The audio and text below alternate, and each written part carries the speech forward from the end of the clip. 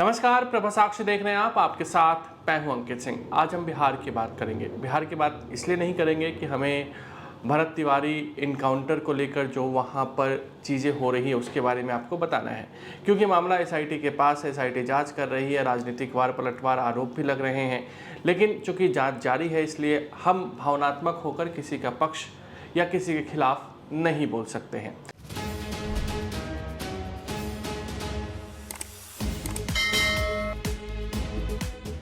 दूसरी खबर राबड़ी देवी को लेकर चल रही है कि राबड़ी देवी अपना 10 सर्कुलर आवास जो है वो खाली कर रही हैं।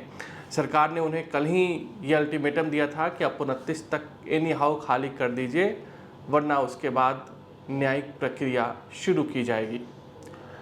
और खबर जो आ रही है उसके मुताबिक राबड़ी देवी के आवास से जो 10 सर्कुलर आवास है वहाँ से कई ट्रक लदे हुए निकले हैं।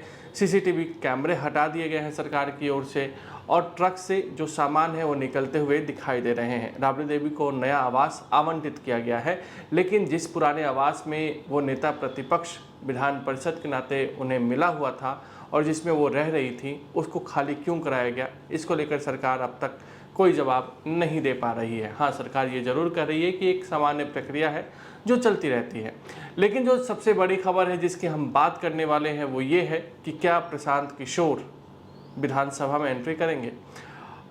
सवाल ये है कि प्रशांत किशोर विधानसभा में कैसे पहुंचेंगे।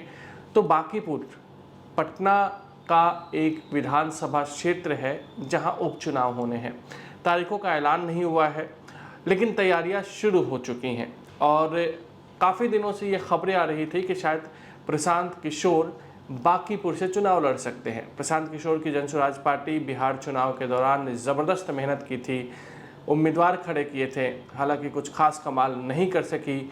जो माहौल था वो हवाई ही रहा और सीट की बात तो छोड़िए, वोट परसेंटेज भी कुछ खास जनसुराज को नहीं मिल सका था। लेकिन बांकीपुर उपचुनाव को लेकर जैसे ही हलचल तेज हुई, वैसे ही प्रशांत किशोर का नाम चर्चाओं में आने लगा। कहा जा रहा है कि प्रशांत किशोर बांकीपुर से उपचुनाव लड़ने की तैयारी कर रहे हैं। बांकीपुर में उपचुनाव क्यों हो रहा है ये भी आपको समझने की ज़रूरत है। तो बांकीपुर पटना का विधानसभा क्षेत्र है, भाजपा का गढ़ माना जाता है और भाजपा के राष्ट्रीय अध्यक्ष नितिन नवीन राज्यसभा पहुँचे। उसके बाद बांकीपुर सीट जो है वो खाली हुआ और इसीलिए वहाँ पर उपचुनाव की ज़रूरत पड़ रही है। तो बांकीपुर बीजेपी का गढ़ है, इसमें कोई संदेह नहीं है, लेकिन अगर प्रशांत किशोर उतरते हैं तो शायद वहाँ पर एक कड़ा मुकाबला देखने को मिल सकता है। हालांकि प्रशांत किशोर ने कहा कि हाँ, मैं चुनाव लड़ना चाहता हूँ, लेकिन इसके लिए सहमति बनानी होगी। अब वो सहमति अपनी पार्टी के भीतर बनाते हैं तो अच्छी बात है ही, लेकिन अगर ऑपोजिशन के भीतर भी प्रशांत किशोर के नाम को लेकर सहमति बनती है तो बीजेपी के लिए बांकीपुर की सीट एक कठिन सीट हो सकती है। और कई बार उपचुनाव में ऐसा हमने देखा है कि जनता बदलाव के मूड में आ जाती है। जनता ये कहती है कि जो सत्ता में जिनको हमें लाना था उनको तो हम बैठा चुके हैं, लेकिन उनको संदेश देने के लिए उपचुनाव में हम उनके खिलाफ क्यों ना वोट करें। कई बार हमने ऐसा देखा है।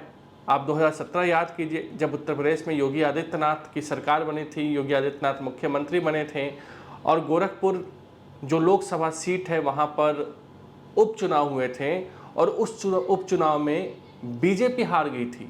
अब सोचिए, लखनऊ गोरखपुर जिस सीट से योगी आदित्यनाथ 1999 से लगातार सांसद बन रहे हों, उस सीट पर बीजेपी हार गई थी। तो कई बार उपचुनाव में इस तरह के उलटफेर देखने को मिले हैं। एक खबर यह भी है कि प्रशांत किशोर के नाम पर क्या विपक्ष में भी सहमति बन सकती है, यानी कि प्रशांत किशोर अगर चुनाव लड़ते हैं बांकीपुर से तो क्या उन्हें राजद, इसके अलावा कांग्रेस भी समर्थन दे सकती है।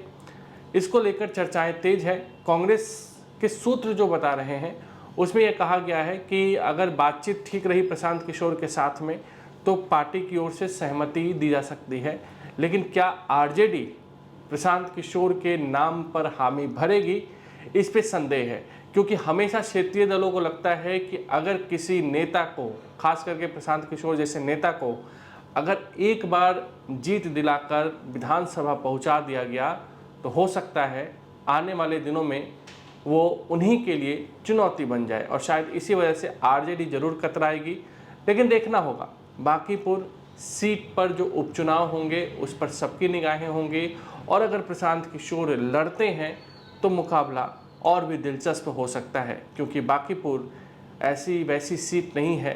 भाजपा के राष्ट्रीय अध्यक्ष नितिन नवीन द्वारा छोड़ी गई सीट है, जिस पर वो 2006 से लगातार विधानसभा का चुनाव जीत रहे थे। अगर आप भी लेना चाहते हैं देश दुनिया की तमाम जानकारी तो आज ही सब्सक्राइब करें हमारे चैनल को। साथ ही नीचे दिए बेल आइकन को जरूर दबाएं ताकि हर अपडेट आप तक पहुंच सके।